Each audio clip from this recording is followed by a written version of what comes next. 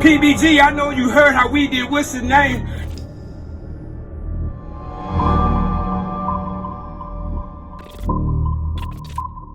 All this pain on my soul, I got issues.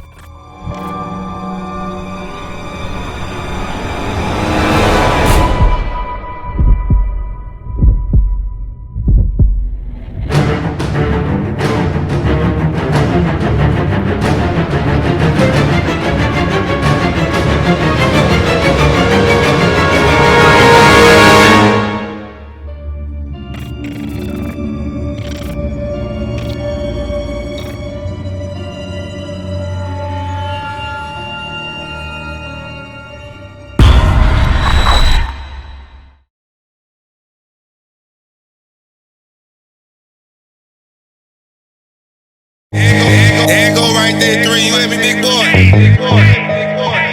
PBG for L.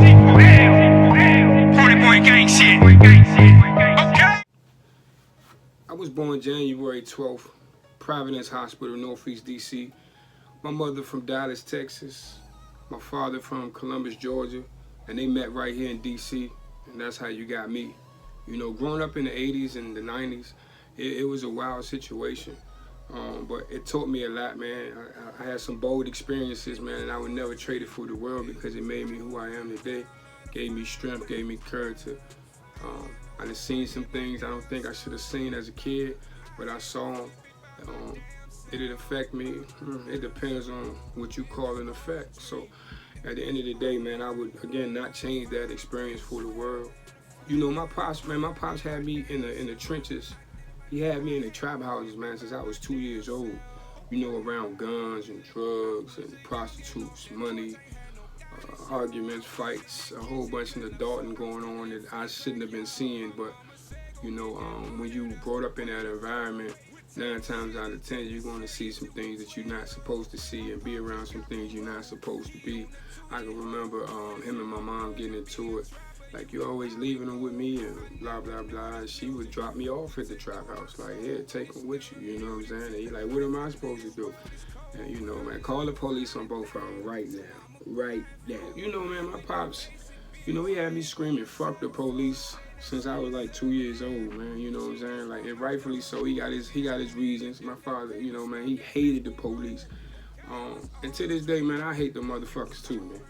You know what I mean? I'm still screaming fuck the police, man. And that's on everything I love, bro. Like, it's so many reasons, and I ain't gonna get into too many reasons for that, but you know, me personally, man, I've been handcuffed and beaten by the police for no motherfucking reason at all. And then when they was done whooping my ass, they let me go. You know what I'm saying? I've been laid down in mud, face down. I've been laid down in the dirt, face down. No reason.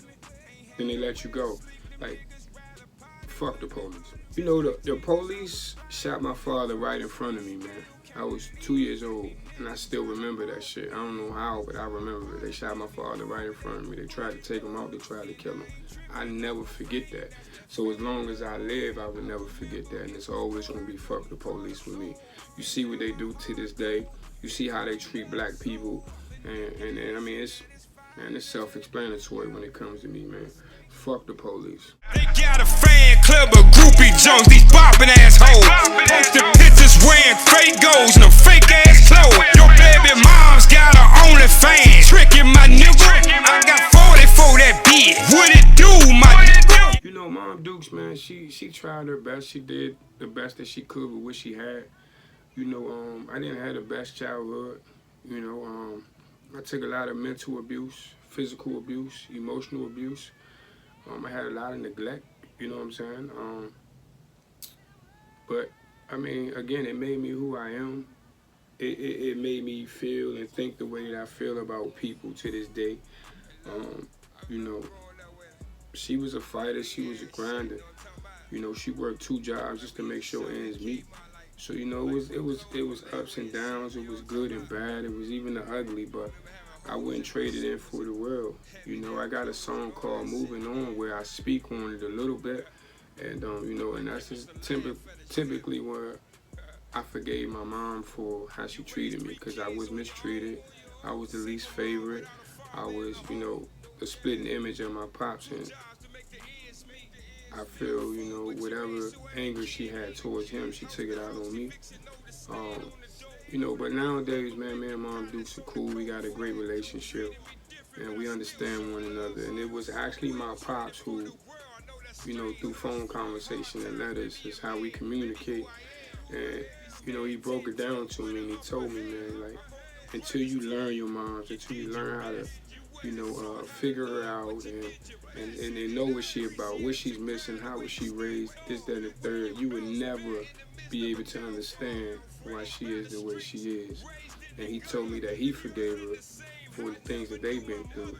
So at the same time, I need to forgive her. I need to give her a pass because she Mom Dukes.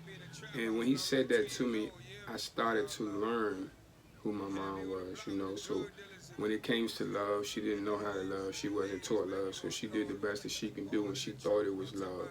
So you got to remember that they are people too. They have a story, and they have an upbringing, and everything is a cause and effect. So she was this way because of how she was brought up, and to her, she's doing the right thing and doing a great job. But to me and to my siblings, you know, she was a fucked up individual. So once you get older and you learn that and you understand that, then you begin to forgive your parents. So I forgive my mom. I love my mom. We got a great relationship to this day. But yeah, my childhood wasn't all great, but hey, it molded me to be the man that I am today. Yeah, I know so many people from DC and PG County. I mean, we live everywhere. Like, I bullshit you not, man. I live uptown, I live northeast, I live southeast, I lived everywhere in DC except Southwest. I went to 13 schools. 13 schools, so just imagine how many people I came in contact with in them 13 schools. Crazy. I mean, I've lived everywhere. You know, a lot of people call me Bishop King from the South Side, or Bishop from the South Side, or Southside Bishop, or you know, whatever, anything with the South Side, is because I live in the Southeast side of town the majority of my life, which I live in Southeast right now. And but I'm from Mattapony. That's Bladensburg, Maryland. For those who don't know, that's PG County. I had to go to Bladensburg High School. Let me rewind. I went to William Worth first. I went to so many schools, man. I went to William Worth first, and I played basketball. And during that time frame, I met DJ, and I met Corey, and you know, they was from Mattapony. And you know, coming from Southeast, it's like it's that myth of they some Maryland Bama's, these niggas soft, they want to be like us, they woo woo woo.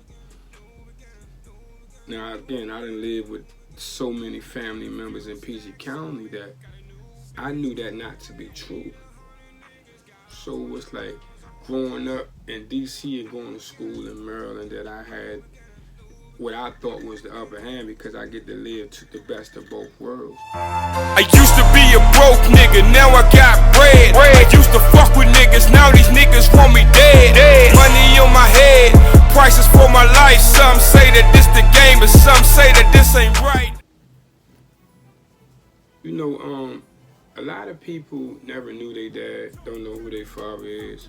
A lot of people never had the opportunity to live in a house with their dad, but he lived up the street somewhere, or he lived around the corner, not too far.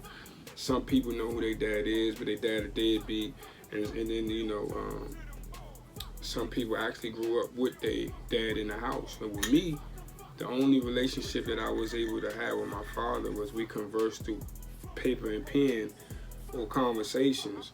You know, I only seen him about 3 times, you know, since he's been locked up. And, you know, it's been difficult, but at the same time, he's taught me morals, he's taught me standards, he's taught me my worth. And one thing about men, black men that is, we don't understand our worth.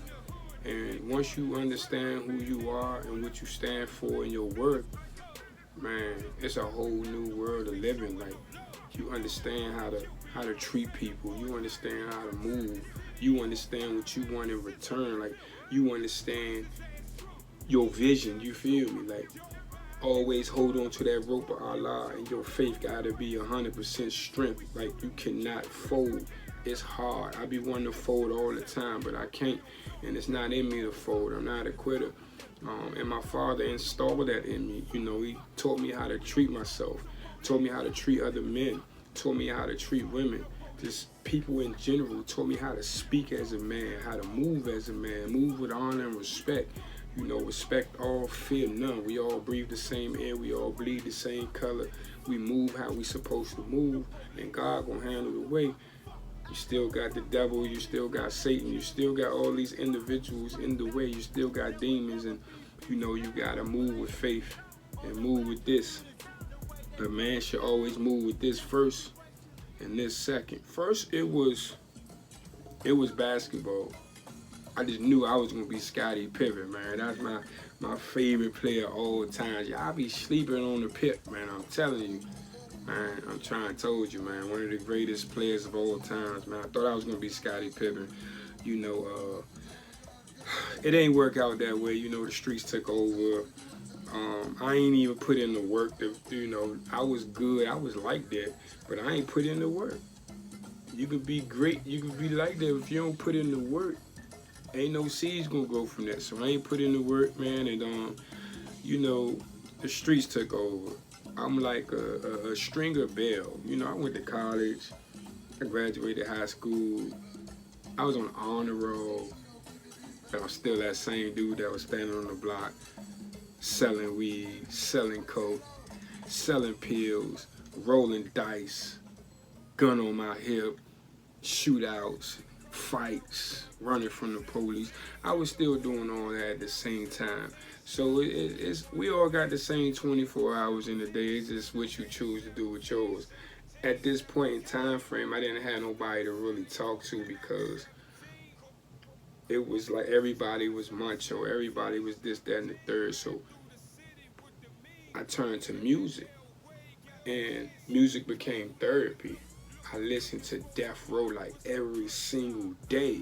And then Tupac came along, and it was like, oh shit, I could say that? I can do what the fuck I want to do. I can move like that. I could be myself. And it was like, oh yeah, I want in. And then, you know, I'm starting to write my raps. I bullshit you not.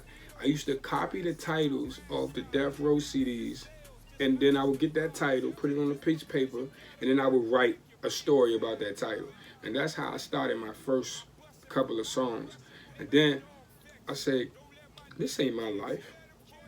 I want to be like Pac. I want to do what Pac doing. So I started rapping my own life. And I noticed by getting it out, it started to help me grow as a person, because now the anger that I had inside, I was stuffed and full with anger. Like, I was ready to fight whenever, slap a nigga whenever. I'm fighting grown-ups. I'm fighting teenagers when I was a kid. It don't even matter how big you was, how many of them it was. Man, if I had a problem with you, I'ma see you with these ASAP. And I mean ASAP. I ain't waiting. I held grudges. I still hold grudges, and I still slap shit out of niggas to this day on sight. So please leave me the fuck alone. Please. Anyway, back to the music. I was literally sitting on the couch watching videos. This when the jukebox was out. I was watching videos, and a commercial for the trailer of Menace to Society came out. And in the background, I heard, I got a pocket full of stones. I got a pocket full of stones. And they won't leave my ass alone. It was a rap. Like, who is that? Never got the name of the group, right? One day, years later, I'm riding in the car with the homie Lolo, and he's playing I Got a Pocket Full of Stones. I go crazy. So he looked like, boy, you ain't never heard this before? I'm like, I heard the song, but I could never find it because I ain't know who it was. He said, that's UGK. And that voice of Pimp C just took over. I bought my first cover for my baby mama, brother.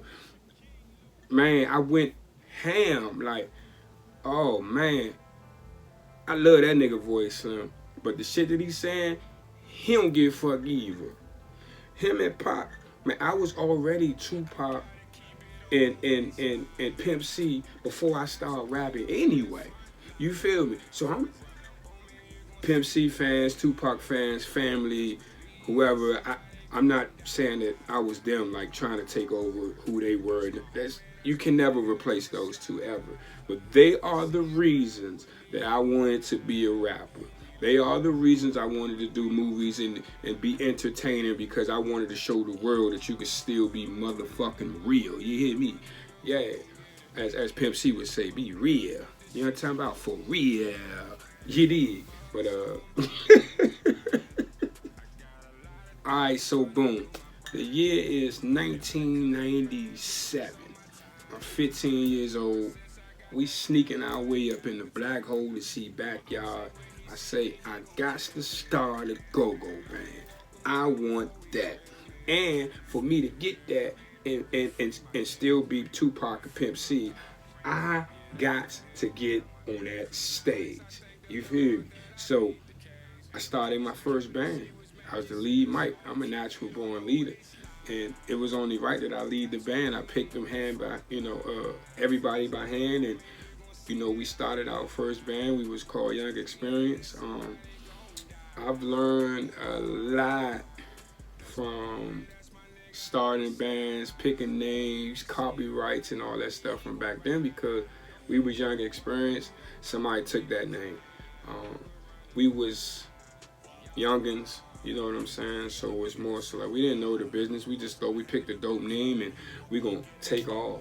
And that wasn't how it was. And other bands, that was up and coming, they took that name and they took off with that name. I ain't mad at them. We didn't copyright the name. We didn't own the name. And, back then everybody was just naming their shit, whatever. I moved, and then we got another band. We called the band Young Madness. We used to be terrorizing shit out mad upon, and they called us Young Madness. Matter of fact, the older niggas from around the way called us Young Madness. So that took off, but however, that band fell apart, and years later, a new band named Young Madness came out. Shout out to Young Madness. Again, we didn't own that name. We not mad or nothing like that. It ain't no beefs or no bullshit like that. Again, everybody was naming their bands, whatever. So it is what it is. But man, I wanted to be Big G, and I wanted to rap like Los. I felt like at that time, in my era, coming up and being in them streets that early in my life, that Big G was the hardest, he was the dopest, he had the voice, and then you had Los, he was the best rapper. To me, to the day, he's still the best rapper in the game. And I wanted to be both of them at the same time. So I studied Backyard. I studied how Big G ran his band. I studied how Big G commanded the crowd. I studied how his cadence was. I studied how his voice was. I studied how when he was rapping, how he would pause, how he would come back, and the stuff that he was talking about. And they was always, not just him, but they was always talking to the streets. Yeah, y'all niggas talking to me. So that's how I felt. I wanted to talk to the streets. And the first band I ever heard in my life was JYB, and they are the reason I fell in love with GOGO. And the first grade, I heard I'm in love with Mary Jane, like blew my mind away. I swear I listened to that song 100,000 times. And at that time frame, I just wanted to sing. I'm in love with Mary Jane, so I wanted to sing. And I wanted to hear JYB. So up until 97, I was listening to JYB and only JYB. And then 97 came, that's when I started, looking and listening to other bands. That's when the rapper dude came about. And he was out already, but to me, that's when I discovered him. And then here comes BYB.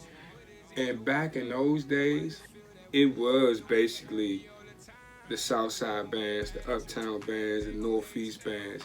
But again, I lived everywhere. So I got exposed to Backyard by living in Searching Quarters. And that's when it just, man, that gangster shit took over in GOGO. You know what I'm saying? And I just, again, man, I studied backyard. I studied the cadence. I feel like they had one of the best drummers ever to play GOGO in history, and to this day, I still feel the same way. Shout out to Buggy, shout out to Big G, shout out to Los, man. Also, shout out to Bug and the whole JYB family as well. So, the one band, this was back in 2006. I had a band, but we broke up. And at that time frame, that band was called IGB. And that was with some old TCB guys. And it wasn't my band, but I was the lead mic, and I also was singing. Like at that time, I was literally the lead mic and the lead singer, and I did that shit from like 2006 to 2012. I've been doing that shit. When it came to the one band, my band broke up. I got a call from the old manager. He says, I got a gig for you. I said, what is it? He like, man, you know Junkyard just broke up. They got two bands. They got Junkyard and they got J-Mob. Now somebody, if you're watching this, correct me if I'm wrong, hit me up, let me know. It was like 2005, 2006. We pulled up to the studio. I believe it was off Kirby Road. I might be wrong on that too. Somebody let me know. This was like 2005, 2006. I pulled up. The manager was out there. He like, yeah, man. He rebuilding the whole band. I'm like, who is he? He would never say. So he walked in, and it was Bug. So we walk in the studio, and I rolled up there with my homie Flap because Flap got the call too to be the rapper.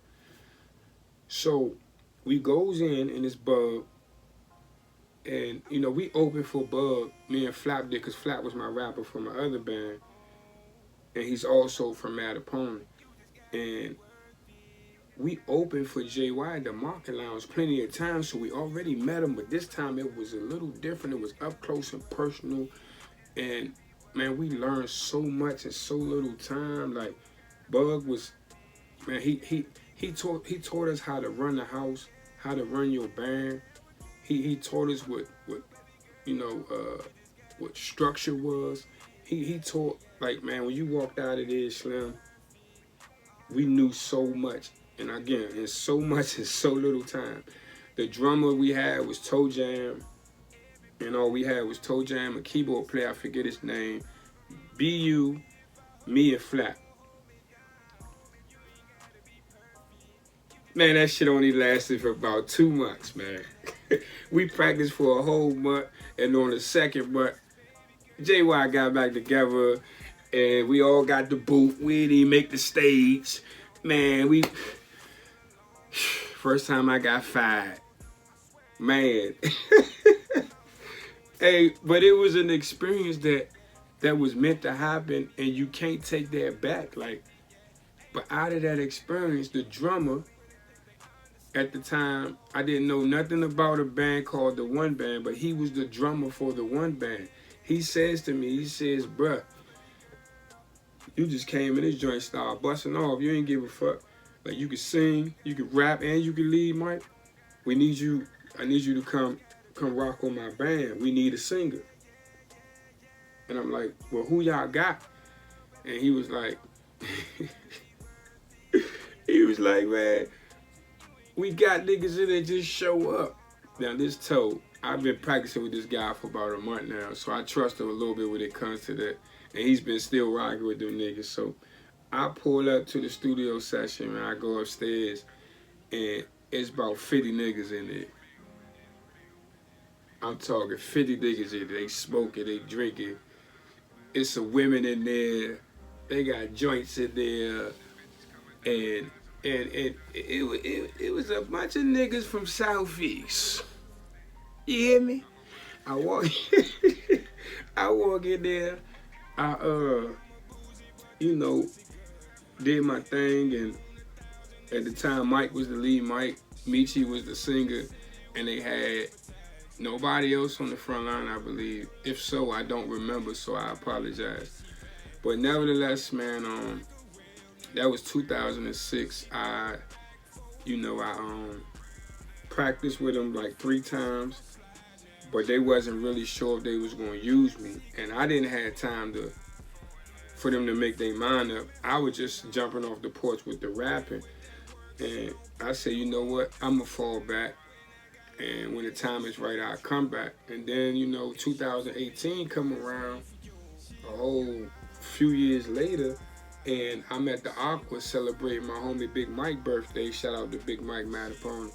It's his birthday. I believe it was like November 2018, and I go in there, and I'm hearing the band, and it's like, I know these voices. I know these niggas. Like, I mean, you know, and this job empty because it's early, you know, don't nobody show love to the opening band like they used to back in the day. So I go down the steps at Aqua, and I see the band. I said, oh, that's Mike and Michi. And at this time, it was just Mike, Michi, and Damo on the stage. So I dap up Mike, I dap up Michi. I see Tito in the back. I knew Tito from other bands. And, you know, they were just like, I'm gonna holler at you, I'm gonna holler at you. And the next day, Mike called me, man, and was like, you know, you see we ain't had no rapper, man, we need you, come on through. And, you know, the rest was history, man. And, you know, I'm sad that it had to end, but, you know, I had to elevate, and, you know, all good things come to an end, man, and nothing lasts forever. It ain't no beef with me on my end. It ain't no animosity, ain't no resentment, ain't no jealousy, no envy, ain't no none of that on my end. And man, I wish them niggas the best, man. I salute all them niggas, man. And man, I hope, you know, y'all take over the world, man, and conquer this shit and do whatever your heart set out to do, homes. And you know what I mean? And I'm grateful and for the opportunity of meeting people. And I'm grateful for the opportunity to share the stage with you niggas, man. And I salute y'all, man. Without my strap, I'ma keep that. Niggas tried to hit me, so that rock I had to sweep that. A lot of people don't know this story, but I've known Polo since I was about 10 years old. And the way that I met him was he was moving weight with my stepfather. And I don't know what it was, but he took a liking to how I moved and how I spoke and the courage that I had as a youngin'. And he took me on his wing when I was 10 years old, man, and he started to mold me. And it was a blessing in disguise, because at that early age I didn't know what a blessing was. He had, you know, this charisma about him. He had this aura about him, and he was just a stand-up guy. So I take you back to, I was 12, right? One day he calls up to the crib, told me come outside. And I'm 12 years old. I want to say I was in the 6th grade. We about, 1996. I'm living on 4th Street, Northeast at this time. He pulls up. When I come outside, he hop out the car, dap me up, pop the trunk. And when he popped the trunk, he like, hey, I got something for you. I'm like, what? I'm hyped, because anything that he got is good, you know? No bullshit. Like, he always used to give me old clothes or whatever, but everything that he had was designer. And even in some sense, it always still had some smell good, because sometimes he'll wear the shirt one time, throw it in the trunk, give it to me. So I'm like, what does that smell? I used to always say, what this smell? It don't smell like that. Woo, woo. So this particular day, it was a hot summer day, man. He pulls up, he pops the trunk, and he hands me my first pair of brand new Jordans. They was the retro Jordan 12. This was 1996. With the Jordans,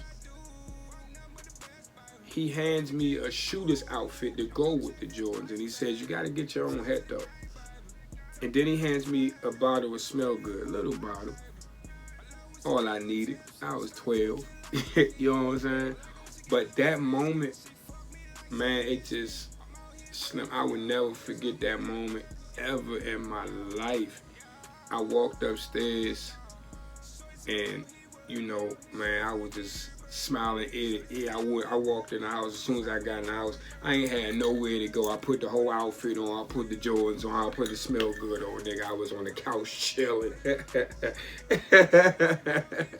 Yeah, you know, hey man, Polo was a fly guy, man. He had swag.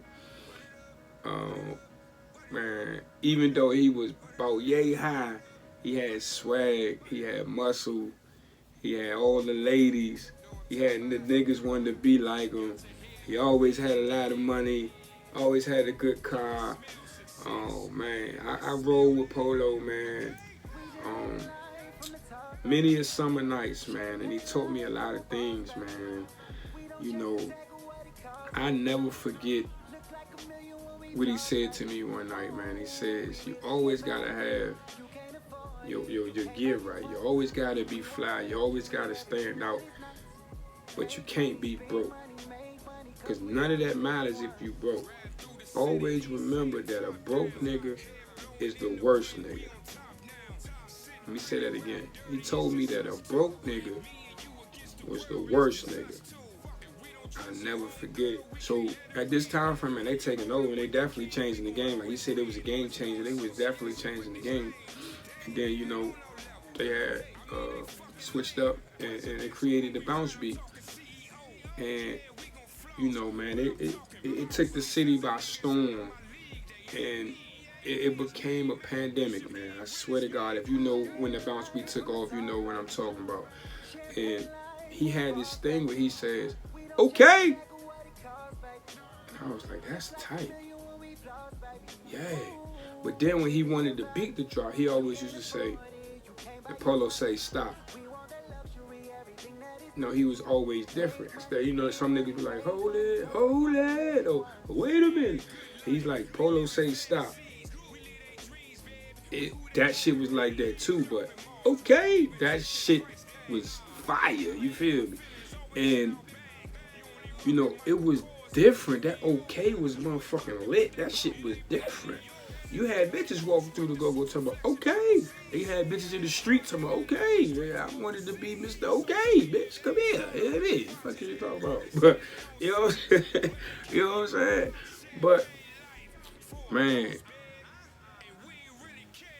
while he was in the hospital, you know, I started to say, okay, in my raps, just to keep his name going. And you know, shout out to Bo, Black Bo, TCB. He sounded just like Polo. And he was able to pick up the pieces as if Polo never left. But there's only one Polo, and he'll tell you that. But he did such a great job that I was like, damn. Both sound just like Low, but you know, it ain't gonna never be the same again. So let's keep his name going. You know, so I wanted to, and you know, took that okay and put it into my rap shit. Because at that time frame, he was doing it and wasn't nobody else doing it, and then that was GOGO. I was still doing rap, so I said if I put it in my rap and make it my signature, his name gonna live forever. That's what I did. So I put it in my rap shit, and then, you know, I got the call that he passed away. And, you know, it, you know, I was at work, and, man, that shit crushed me, and I instantly started crying over the phone. And I goes straight to my supervisor, like, I gotta go. He just looked me in my face and he can just see, like, it's like he ain't even had to ask no questions. He was like, man, go take care of that call, and I see you tomorrow if you can. If not, I see you the day after, and just let me know what you want to do, man. I called my mom, and my mother answered. I was just like, all I could say was, I was like, he gone. And my mother just kept saying, who gone? I said, he gone. And she was like, Sean, who gone? I said, man, he died. She was like, boy, who the fuck died? And I said, Reggie, Mom. Reggie did. And my mom was just silent because she, you know, she fed this dude. Man, he just sat and watched Martin with us every Thursday, every Wednesday when it was on Wednesdays. Like, he done been in my mama's kitchen so many times, man. It was, man.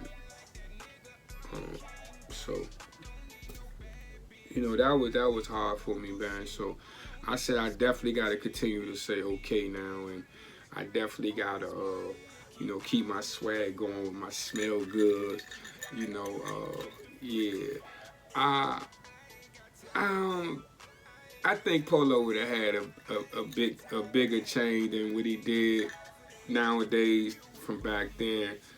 You know, they set trends, man. You know, they had the TCB chains. They, you know, they had the jackets, man. You know, they was stylish. They was, you know, it was all about the ladies with TCB too. So they set some trends, man, and you know, a lot of people, you know, follow behind them, and you know, I'm just proud to say that TCB is still cranking today, still rocking today, and they still one of my favorite bands of all times. Oh man, PBG the label, man, Paperboy Gang. You know, it started from Ponyboy Gang, PBG, but Paperboy was more universal because it's bigger than my hood, it's bigger than my block, it's bigger than my city, it's bigger than myself, it's bigger than my studio. You know what I'm saying? Bigger than my stage. I want this to go national, worldwide. So we had to do something that was universal, and Paperboy was the other supplement for that. So PBG, Paperboy Gang. If you know, you know, then you know that's the Ponyboy Gang, and that's just how we gonna do it, man. PBG for L. And, you know, rest in peace to all my fallen soldiers, man. And I got nothing but love and respect for everybody that's rocking with PBG, that's rocking with me. What's next, though, man? I got over 60 songs out right now. I got a CD coming out with Joe Black, DC Joe Black. Shout out to Joe Black. And that's called Black King. I got over 20 videos on YouTube right now. Go YouTube Bishop King with Bishop King DC. It's all gonna pop up there. Also, you know, I got another CD about to drop called FaceTime. Just like this right here interview documentary is called FaceTime, my story. So the CD is gonna be called FaceTime. It might be my last solo project depending on how the public perceives it, and you know, if they receive it and they take it to another level and they want more, then I might pop out. It depends how the summer might treat you. Okay? Nevertheless, man, I got Broken Blood, the book coming out. That's coming out this spring 2022. Man, I'm trying to get into some movies. I'm definitely trying to do that ASAP. So I'm trying to get into some movies ASAP. So whoever listening, watching right now, man, if you know anybody that knows somebody that wants your boy Bishop King in the movie, man, pick up that phone. If y'all want me in your movie, pick up that phone. You know what I'm talking about? I'm gonna answer. We gonna make shit shake, you dig? I'm still doing features.